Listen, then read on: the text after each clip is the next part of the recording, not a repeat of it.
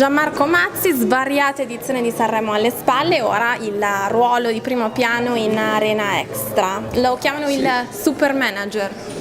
No, a parte che adesso si chiama Arena di Verona direttamente, Arena di Verona SRL, ma super manager è una parola esagerata, anche perché tra l'altro io ho più un'inclinazione diciamo artistica, per cui in caso mi piace di più manager artistico, ma stiamo iniziando un lavoro per come dire, mantenere ad alto livello tutta la programmazione artistica dell'Arena di Verona, anche per quanto riguarda gli spettacoli al di là dell'opera. Negli ultimi anni forse è mancata un po' di internazionalizzazione, noi quest'anno abbiamo lavorato su quello e poi stiamo già cercando di preparare l'edizione del 2019. Sono tantissimi e grandi nomi che ci sono in cartellone quest'anno, tra cui anche l'inizio con Gianni Morandi che è anche il suo amico. Sì, infatti è stato un piacere per me che abbia aperto lui e poi dopo di lui sia arrivato Bob Dylan, per cui insomma due padri proprio della musica, uno della musica italiana, uno della musica mondiale, diciamo, l'uomo che ha cambiato forse il linguaggio della musica come Dylan. E poi adesso è arrivato Jovanotti con uno spettacolo, insomma poi ci sono tante cose, c'è un settembre molto forte con due grandi eventi che saranno anche eventi televisivi, Andrea Bocelli l'8 settembre e poi il 14, 15, 16 Claudio Baglioni e quindi insomma siamo contenti, ecco, speriamo che vada tutto per il meglio. Ecco, ha annunciato una chiusura trionfale in particolare, però non si è espresso tanto su questo. No, diciamo che più che la chiusura è un po' il mese di settembre, che secondo me è molto, perché questi due eventi che ho citato sono due eventi che segnano poi la stagione televisiva, l'apertura della stagione televisiva di Rai 1, perché entrambi vanno su Rai 1, per cui immagino che sarà tutta un'estate dove la Rai sarà invasa da spot, diciamo, dedicati alla città, per cui sono contento di questo, perché insomma è importante essere presenti diciamo anche in televisione, perché poi la televisione diciamo è un po' una specie di volano di comunicazione che poi tocca i social, insomma arriva un po' dappertutto, per cui noi vorremmo che l'Arena di Verona fosse molto vista dal pubblico italiano, internazionale, in contesti di grande livello, insomma questo sicuramente l'evento di Bocelli sarà di un livello molto alto, perché è un evento internazionale, tra l'altro tutto d'opera e anche con la partecipazione dell'orchestra, del coro e del ballo e dei tecnici della fondazione dell'Arena di Verona, per cui sarà un evento di grande livello. E poi nel 2019 Elton John. Elton John, sì, che quella è un po' la novità, perché per favorire l'arrivo diciamo di questi grandi artisti internazionali noi non mettiamo più la programmazione annua, perché lì bisogna lavorare con un orizzonte temporale più ampio e quindi abbiamo liberalizzato, diciamo, e quindi Elton John è arrivato, tra l'altro credo che abbia anche già esaurito i biglietti, per cui adesso poi ci troviamo poi con altri problemi, infatti stiamo chiedendo se fa altre serate, però vediamo insomma e spero poi di non fermarmi lì, insomma, perché adesso ci sono altri grandi artisti che si stanno reinteressando, diciamo, all'Arena. Ha un sogno nel cassetto, un nome in particolare che vorrebbe portare a Verona? Ma io un sogno ce l'avrei, che in realtà sono i grandi artisti diciamo internazionali,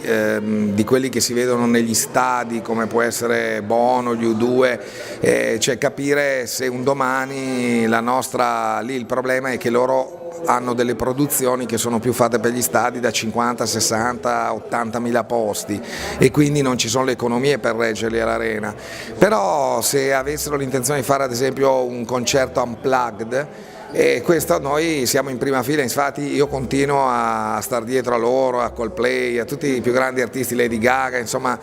gli artisti del mondo, Michael Bublé mi piacerebbe molto, che lui ha già una dimensione più adatta. E vediamo se ci riusciamo, insomma, perché non dipende solo da noi purtroppo. Ecco, lei è autore televisivo, appunto alle spalle tantissime edizioni di Sanremo, si dice che sia un uomo molto meticoloso nei minimi dettagli. Perfezionista, lo so, che è un difetto anche questo, che è un difetto, sì. Sì, diciamo che a volte sono anche un po' vittima di questo perfezionismo, perché cerco di fare le cose al meglio, poi non sempre si riesce, perché poi non tutto dipende dal tuo lavoro ma anche da tutte le altre persone, però insomma cerco di mettercela tutta, insomma, per far bene. visto che appunto è stato dietro a tantissime edizioni di Sanremo, in questi dietro le quinte molto importanti, però lei è sempre stato dietro le quinte, che cosa potrebbe essere l'errore più catastrofico da fare in un'edizione di Sanremo? Se non dovesse seguirla lei, quale potrebbe essere? Ma lì l'errore, allora Sanremo è un evento